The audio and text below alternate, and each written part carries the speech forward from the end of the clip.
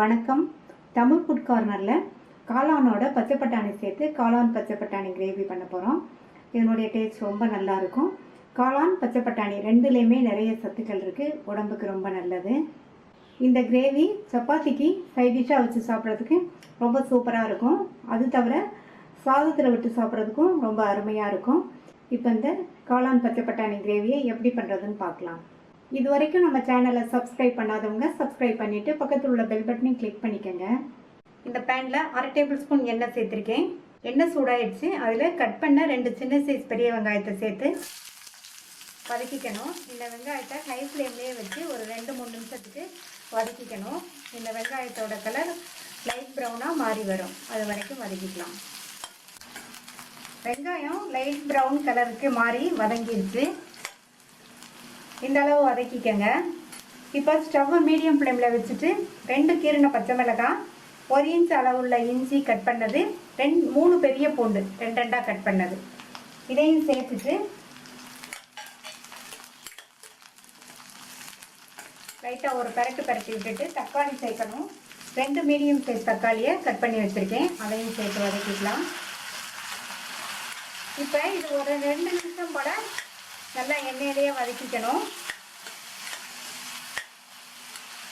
வதங்கிட்டு இருக்கும்போதே 1/4 டீஸ்பூன் உப்பையும் சேர்த்து வதக்கிக்கங்க. அப்போ தான் தக்காளி நல்லா சாஃப்டாக வதங்கும்.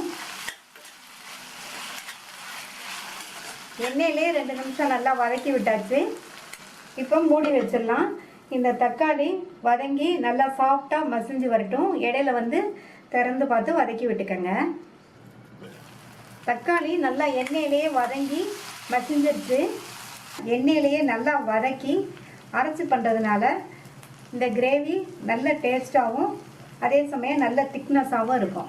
இறக்கி நல்லா ஆற வச்சிடணும். நல்லா ஆறிடுச்சு வதக்கி வச்சது. இதை மிக்ஸி ஜாரில் சேர்த்து கொஞ்சமாக தண்ணி சேர்த்து நைஸ் விழுதாக அரைச்சிக்கணும். இந்த பேனில் 1/2 டேபிள் ஸ்பூன் எண்ணெய் சேர்த்துருக்கேன். எண்ணெய் சூடாயிடுச்சு. அதில் 1/2 டீஸ்பூன் சோம்பு, ஒரு பிரிஞ்சி இலை, இது ரெண்டுமே நல்லா எண்ணெயில் பொரியட்டும். நல்லா பொரிஞ்சிருச்சு ரெண்டுமே. இது கூட நம்ம அரைச்சி வச்ச பேஸ்ட்டை சேர்த்துக்கலாம். இந்த பேஸ்ட்டை எண்ணெயிலேயே நல்லா வதக்கி விட்டுக்கணும்.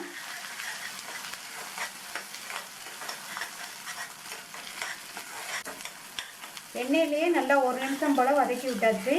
ஓரங்கள்லாம் நல்லா எண்ணெய் பிரிஞ்சு வருது. ஏற்கனவே நம்ம எல்லாத்தையும் நல்லா வதக்கி தான் அரைச்சிருக்கோம், அதனால் 1 நிமிஷம் போல் வதக்கி விட்டால் போதும்.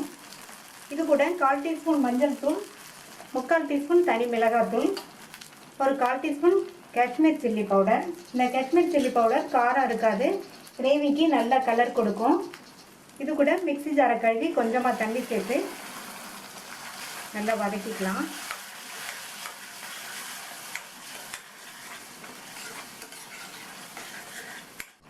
நல்லா வதக்கி விட்டுட்டு மூடி வச்சிடலாம். ஒரு 2 நிமிஷம் இருக்கட்டும். சேர்த்த மிளகாத்தூளோட பச்சை வாசனை எல்லாம் போயிடும். மிளகாத்தூள் சேர்த்து 2 நிமிஷம் ஆச்சு. இது கூட 2 டீஸ்பூன் மல்லித்தூள், அடுத்து 100 கிராம் ஃப்ரெஷ்ஷான பச்சை பட்டாணியை சேர்த்துடலாம். இது கூட 1/2 டீஸ்பூன் சீரகத்தூள், 1/2 டீஸ்பூன் கரம் மசால் தூள், 2 டேபிள் ஸ்பூன் தயிர் சேர்த்துக்கலாம். கரெக்டான புளிப்புள்ள தயிர் சேர்த்துக்கோங்க.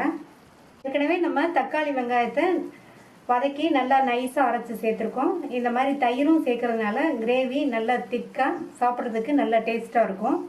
இதை நல்லா ஒரு தடவை மிக்ஸ் பண்ணி விட்டுட்டு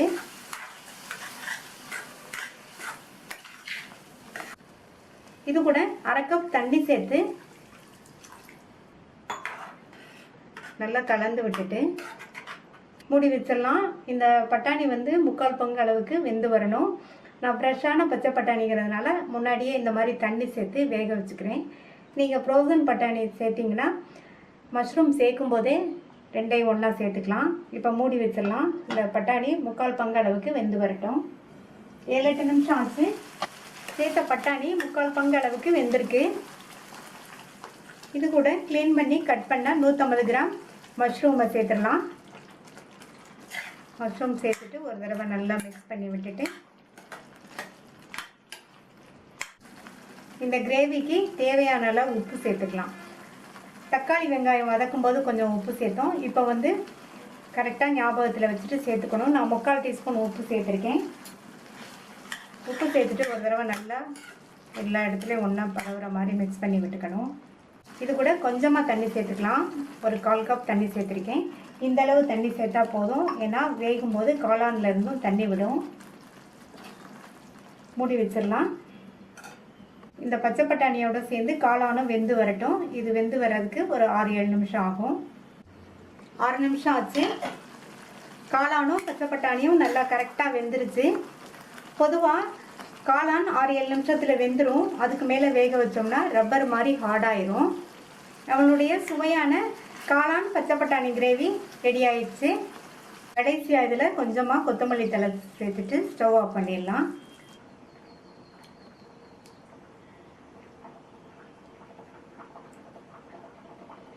இந்த காளான் பச்சை பட்டாணி கிரேவியை ட்ரை பண்ணி பார்த்துட்டு உங்கள் கமெண்ட்ஸ் சொல்லுங்கள்.